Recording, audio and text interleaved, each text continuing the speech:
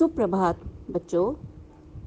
आज हम हिंदी की पाठ्य पुस्तक खुलते पंख का पाठ 6 का अध्ययन करेंगे। बच्चों, एक बात बताइए, जब आप बाजार जाते हैं सब्जी लेने, फ्रूट्स लेने, कोई भी नई ड्रेस लेने, तो आप किस में लाते हैं? प्लास्टिक या पॉलीथीन के बैग में। लेकिन क्या आप जानते हो कि प्लास्टिक या पॉलीथीन का बैग कितना नुकसानदायक है, या उनसे जो कचरा होता है वो हमारे पर्यावरण को कितना नुकसान पहुंचाता है? यही बात हम इस पाठ में पढ़ेंगे, जिसका नाम है मेरा प्रयोग कम करो।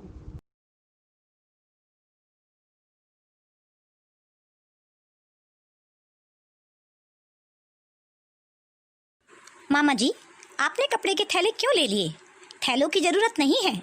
दुकानदार सभी चीजें प्लास्टिक की थैलियों में डालकर देते हैं। हम उन्हें आसानी से उठा सकते हैं। नहीं महक, प्लास्टिक की थैलियों के स्थान पर हमें कपड़े या कागज के थैलों का ही प्रयोग करना चाहिए। क्यों मामा जी? तुम चलो, मैं रास्ते में बताता हूँ। हाँ, यह ठीक है। अब बताओ, तुम क्या कह रही थी? मामा जी, मैं कह रही थी कि आज तो प्लास्टिक का ही युग है। जिधर देखो प्लास्टिक की चीजें ही दिखाई देती हैं। मेज, कुर्सी, खिलौने, बर्तन, घड़ियाँ, जूते, चप्पल, ब्रश, पानी के पाइप, सभी कुछ। यहाँ तक कि रेडियो, टीवी, कार, बस, स्कूटर के कितने ही पुर्जे प्लास्टिक के ही बने होते हैं।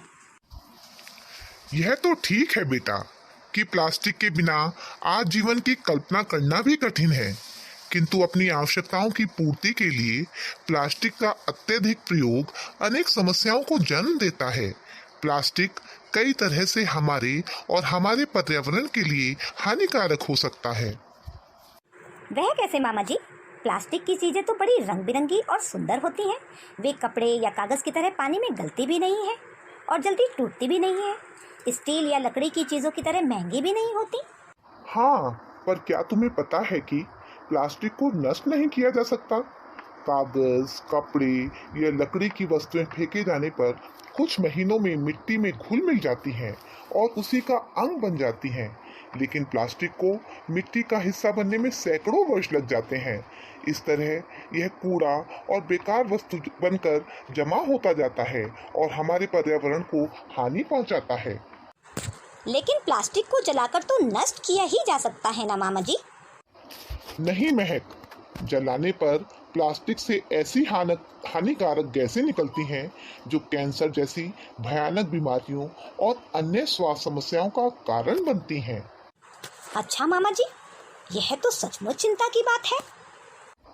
यही नहीं, हम लोग खाली प्लास्टिक की थैलियों को बेपरवाही से जो इधर उधर फेंक देते हैं, यही थैलियां नालियों और सीवर पाइप में जाकर उन्हें बंद कर देती हैं और सारा गंदा पानी सड़क और गलियों में फैल जाता है।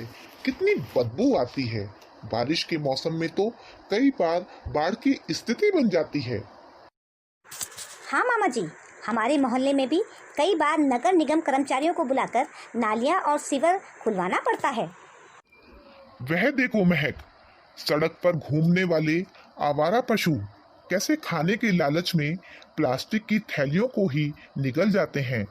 कई बार इसी कारण उनकी मौत भी हो जाती है।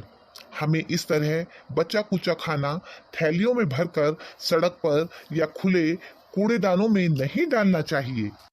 सचमुच मामा जी, प्लास्टिक की थैलियाँ तो बड़ी समस्या पैदा करती हैं, लेकिन हम कर भी क्या सकते हैं?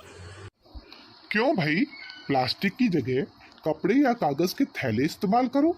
थैलियों को इधर उधर मत फेंको।